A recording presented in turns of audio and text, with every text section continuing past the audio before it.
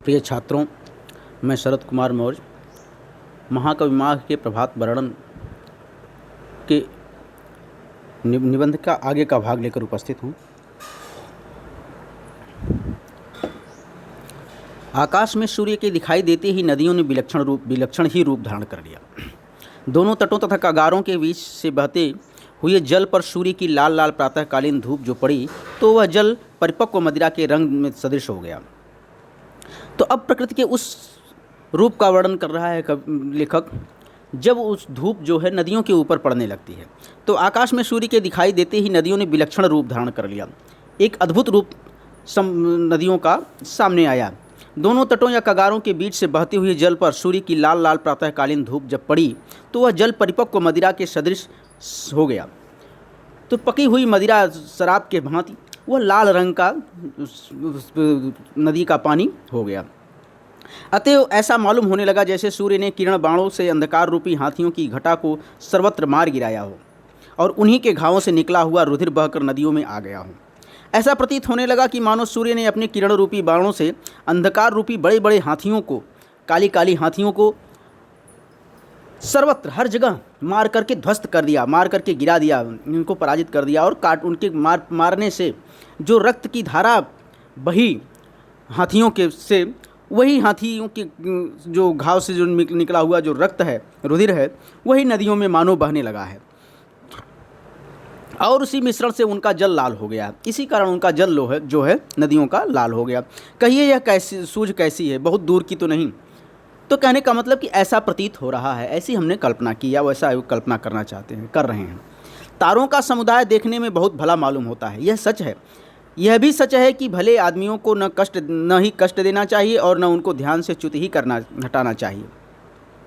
तो तारों का समुदाय बहुत भला मालूम होता है। अब ऐसे में जो तारों का समुदाय है वह अच्छे लोगों का समुदाय है, कहने का मतलब। और ये कहना चाहते हैं कि जो अच्छे आदमी हैं, भले लोग हैं, उनको कष्ट नहीं देना चाहिए, अच्छे लोगों को कष्ट नहीं देना चाहिए और न ही अच्छे लोगों को उनके स्थान से नीचे गिराना चाहिए, उनको पदच्युत करना चाहिए। परंतु सूर्य उदय का अंधकार का नाश करने ही के लिए होता है। लेकिन वो कह रहे हैं कि सूर्य का उदय जो है अंधकार का नाश ही करने के लिए होता है और तारों की श्रीवृद्धि अंधकार की बदौलत ही है। लेकिन जो तारे हैं वो अच्छे भले हैं, लेकिन उनकी वृद्धि, उनका विकास, उनकी शोभा आसमान में जब रात्रि रहती है, जब अंधकार रहता है तभी होती है। इसी से लाचार होकर सूर्य को अंधकार के साथ साथ ही तारों का भी विनाश करना पड़ा। वो कह रहे हैं कि इसीलिए मजबूर होकर के सूर्य को न चाहते हुए भी अंधकार का विनाश तो किया, इसी तरह से माना चाहते हुए भी तारों का भी विनाश करना पड़ा। उसे उनको भी ज़बरदस्ती निकाल बाहर करना पड़ा। बात यह है कि शत्रु की बदौलत ही जिन लोगों को संपत्ति और प्रभुता प्राप्त होती है उनको भी मार भगाना पड़ता है। शत्रु के साथ ही उनका भी विनाश साधन करना ही पड़ता है, न करने से भय का कारण बना ही रहता है। राजनीति यही कहती है। वो कह रहे हैं कि जो शत्रु के सहयोगी हैं, शत्रु के मित्र हैं, राजनीति के अनुसार उनको भी मार भगाना पड़ता है। अगर शत्रु को आप मार रहे हैं तो उनके मित्रों को, उनके सहयोगियों को भी ध्वस्त करिए, उनको भी पराजित करिए, नहीं तो वो कल फिर आपके लिए खतरा पैदा कर सकते हैं। इसलिए राजनीतिक जो दृष्टिकोण है उस हिसाब से यह भाई उपयुक्त है कि अंधकार के साथ साथ तारों का विनाश करना पड़ा। सूर्योदय होते ही अंधकार भयभीत होकर भागकर वह कहीं गुहाओं के भीतर और कहीं घरों के कोनों और कोठरियों के भीतर जा छिपा। सूर्योदय होने के बाद अंधकार पूरी प्रकृति से जल्दी से भाग गया और कहाँ जाकर छुपा? गुफाओं के अंदर, जहाँ घनघोर अंधेरा है। अब वही वहाँ घनघोर अंधेरा है, या घरों के ऐसे ऐसे कोनों में जहाँ प्रकाश नहीं पहुँच पाता, अंधकार अब केवल वहीं जाकर के छुपा हुआ है, अर्थात केवल अंधकार शेष रह गया है। मगर वहाँ भी उसका गुजारा न हुआ। सूर्य यद्यपि बहुत दूर आकाश में था,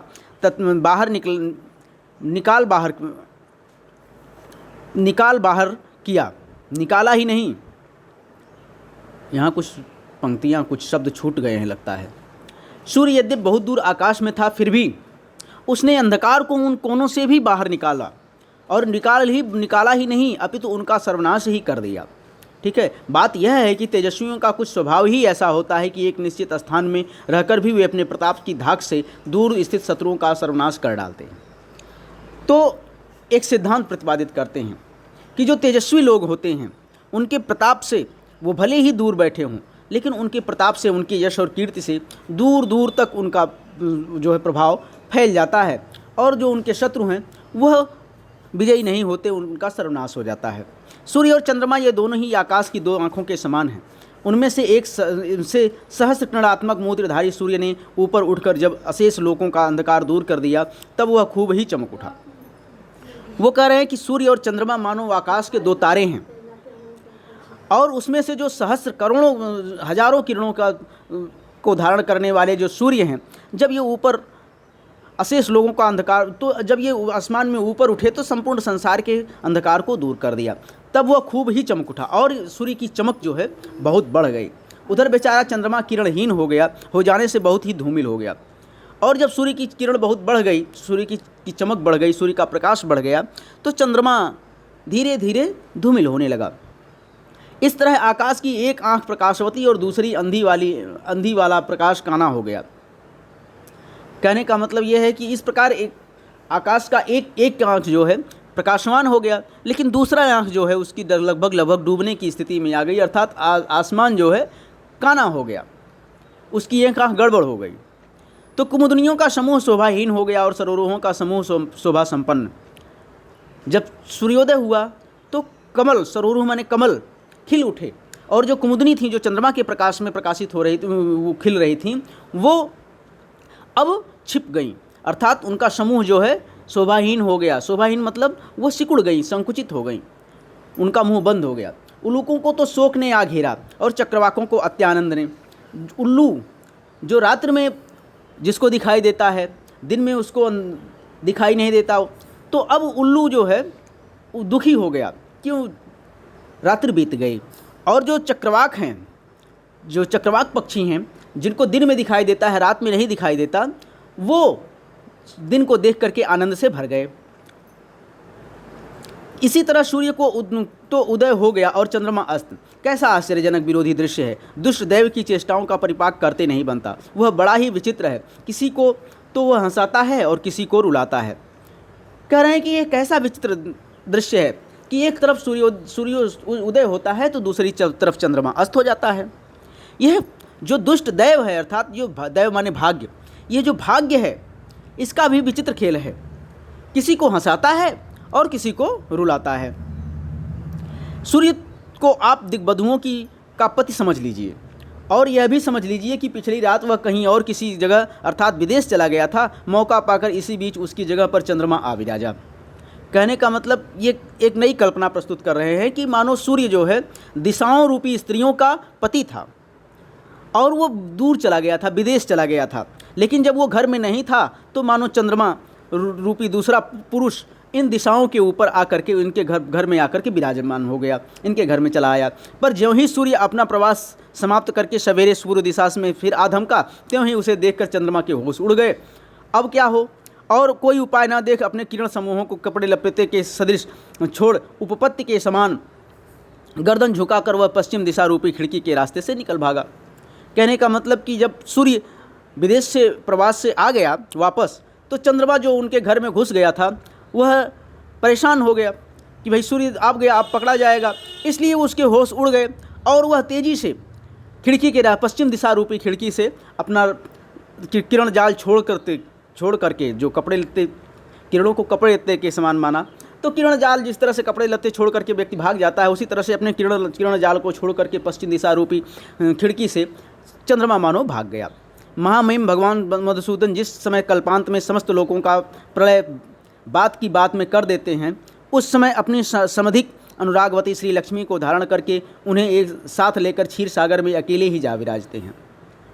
कह रहे हैं कि जो भगवान विष्णु हैं या भगवान श्री कृष्ण हैं, जिस समय कल्पांत में, कल्प के अंत में जिस तरह से लोगों का प्रलय होता है और वो बात में संसार का प्रलय कर देते हैं, और जब संसार का प्रलय कर देते हैं तो अपनी अनुरागवती अर्थात लक्ष्मी जी को अपने साथ ले करके वो अब क्षीर सागर में अकेले ही जा विराजते हैं, और अकेले बचते हैं तो क्षीर सागर में लक्ष्मी जी के साथ विराजमान हो जाते हैं।